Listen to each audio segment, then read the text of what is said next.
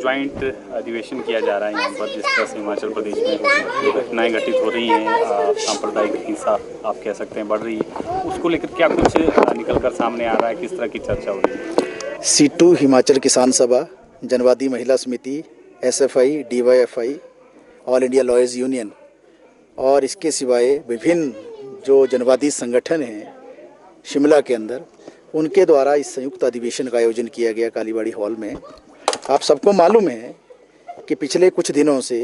हिमाचल प्रदेश के अंदर ऐसी कुछ घटनाएं चल रही हैं जिन घटनाओं के लिए हिमाचल प्रदेश में कभी कोई जनता कल्पना भी नहीं कर सकती थी। हिमाचल प्रदेश पूरे देश के अंदर शिक्षा के क्षेत्र में, सामाजिक विकास के जो मानक हैं, शिक्षा है, स्वास्थ्य है, रोजगार है और दूसरी चीज़ें, उसमें अव्वल रहा है। और हमेशा हिमाचल प्रदेश ने अपने प्रगतिशील और जनवादी मूल्यों से पूरे देश को प्रभावित किया। हिमाचल प्रदेश के अंदर क्षेत्र के नाम पर, जाति के नाम पर, धर्म के नाम पर इस तरीके पर भेदभाव या एक दूसरे के ऊपर आक्रोश जाहिर करना या धर्मांता फैलाना या सांप्रदायिक घटनाक्रमों को अंजाम देना, ऐसा कभी हिमाचल प्रदेश के अंदर कोई कल्पना भी नहीं कर सकता था। लेकिन जिस तरीके से शिमला के अंदर जो एक लड़ाई झगड़ा हुआ और उस लड़ाई झगड़े को जो कानूनी मसला था, कानून व्यवस्था का मसला था, उसको पूरा मोड़ दिया गया सुनियोजित तरीके से सांप्रदायिक हिंसा में। हमारे देश का जो संविधान है, जो देश की आज़ादी के जो पूरा आंदोलन हुआ, राष्ट्र मुक्ति का जो आंदोलन हुआ, उससे वो संविधान निकला जिसको बाबा साहब भीमराव अंबेडकर ने एक किताब में पिरोया। उस संविधान के प्रस्तावना में ही ये अंकित है कि हमारा देश एक धर्मनिरपेक्ष राज्य है, जहाँ पर सभी धर्मों का सम्मान है, जहाँ राज्य के अंदर धर्म का हस्तक्षेप नहीं है, धर्म में राज्य का हस्तक्षेप नहीं है, जहाँ पर हमारे संविधान के अनुच्छेदों में ही, अगर आप अनुच्छेद 14 का जिक्र करेंगे समानता का अधिकार, 15 का अगर आप जिक्र करेंगे वो भेदभाव को धार्मिक रूप से रोकता है, 16 का जिक्र करेंगे तो उसमें 16 में सबको रोजगार करने का हक है पूरे देश के अंदर कहीं भी। अनुच्छेद 19 जो है वो कहीं भी किसी भी व्यक्ति को रहने की आज़ादी देता है, अनुच्छेद 21 जीने का अधिकार देता है, और अनुच्छेद 29 और 30 जो है,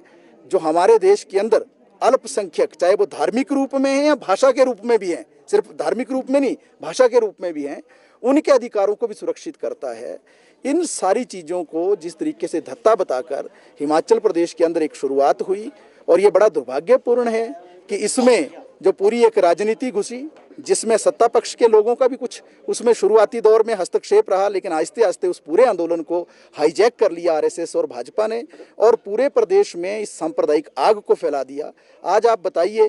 कि हमारे प्रदेश के अंदर कौन सी जगह ऐसी है जहां पर जो है मस्जिदों के बाहर जाकर जो है प्रदर्शन नहीं हो रहे हैं? आज आप बताइए कि बाजार क्यों बंद हो रहे हैं? हमारे प्रदेश के अंदर तो लड़ाई होनी चाहिए थी असल में हिमाचल के हकों को लेकर, जिन हकों को पंजाब पुनर्गठन अधिनियम के तहत जो सुप्रीम कोर्ट तक ने भी जिसमें टिप्पणियां की, निर्णय दिए, वो अधिकार हमें नहीं मिले, उस पर लड़ाई होनी थी जनता की। हमें स्पेशल स्टेट कैटेगरी का जो हमारा अधिकार था, उस पर लड़ाई होनी थी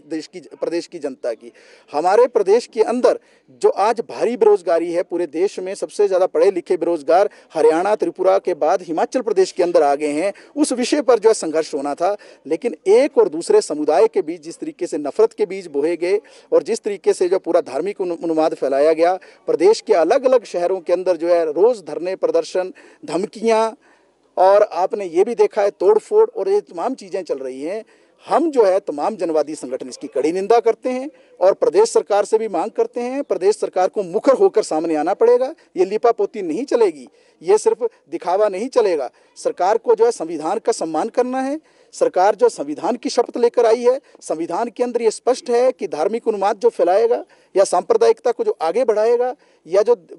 देश के अंदर या प्रदेश के अंदर जो इस तरीके की घटनाओं को अंजाम देगा, उस पर कड़ी कार्रवाई होनी चाहिए। तो आज हम जो है अमन और शांति के लिए इस अधिवेशन का आयोजन कर रहे हैं। हम प्रदेश की जनता से अपील करते हैं कि जो भी लोग इस तरीके से गुमराह करने की कोशिश कर रहे हैं और इस तरीके से पूरे प्रदेश का वातावरण खराब करने की कोशिश कर रहे हैं, आप सबको मालूम है कि आज जो है आप लोगों ने भी, कई लोगों ने इस खबर को चलाया है कि आज जो एक टूरिज्म है, पर्यटन है हमारे प्रदेश के अंदर, एक बहुत बड़ा रोजगार का एक माध्यम है। हर 5वां व्यक्ति हिमाचल के अंदर प्रत्यक्ष या परोक्ष रूप से टूरिज्म से जुड़ा हुआ है। 13,000 करोड़ रुपए की जो पर्यटन की अर्थव्यवस्था है, उस पर संकट खड़ा हो गया है, क्योंकि जब इस तरीके का उन्माद जो है पूरे प्रदेश के अंदर चल रहा है और इस तरीके से जो नफरत का वातावरण चल रहा है, पर्यटक भी जो है सोच रहे हैं कि हिमाचल प्रदेश के अंदर आना है कि नहीं आना है, तो एक प्रदेश की जो अर्थव्यवस्था जो पहले ही संकट के दौर से गुजर रही है, उस पर भी एक बड़ा हमला होने की जो है उसकी तरफ जो है प्रदेश बढ़ रहा है। तो हम प्रदेश की जनता से आपके माध्यम से अपील करते हैं, अमन शांति बनाएं, भाईचारा बनाएं। हम सदा से हम के सैकड़ों वर्षों से एक दूसरे के साथ मिलकर जो है खड़े रहे हैं। हमारे देश की आज़ादी में अगर लाला लाजपत राय, अगर बाल गंगाधर तिलक, अगर महात्मा गांधी, अगर जवाहरलाल नेहरू जैसे असंख्यों वीरों का, असंख्यों क्रांतिकारियों का, सुभाष चंद्र बोस, भगत सिंह जैसे लोगों का योगदान रहा है हिंदू समुदाय से, तो मुस्लिम समुदाय से भी जब जब भी आज़ादी के आंदोलन का जिक्र होगा, अशफाक उल्लाह खान का भी जिक्र होगा, सैफुद्दीन किचलू का भी जिक्र होगा, हमारे आंदोलन में मुजफ्फर अहमद का भी जिक्र होगा और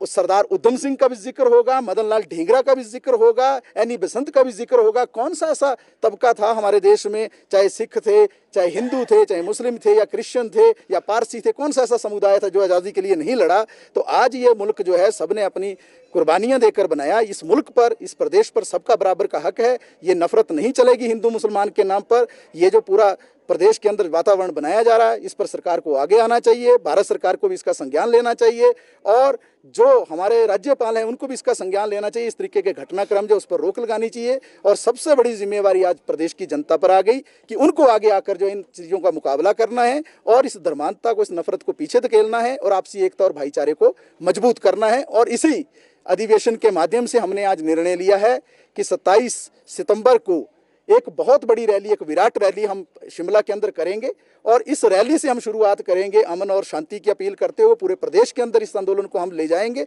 जनता के बीच में जाएंगे, पर्चे वितरित करेंगे, उनको जागरूक करेंगे, उनका सहयोग मांगेंगे, क्योंकि अगर एकता और भाईचारा रहा तो प्रदेश बचेगा। अगर एकता और भाईचारा नहीं रहा, नफरत रही और इस तरीके का वातावरण सांप्रदायिक हिंसा का, उन्माद का, नफरत का अगर होगा तो प्रदेश भी नहीं बचेगा, देश भी नहीं बचेगा।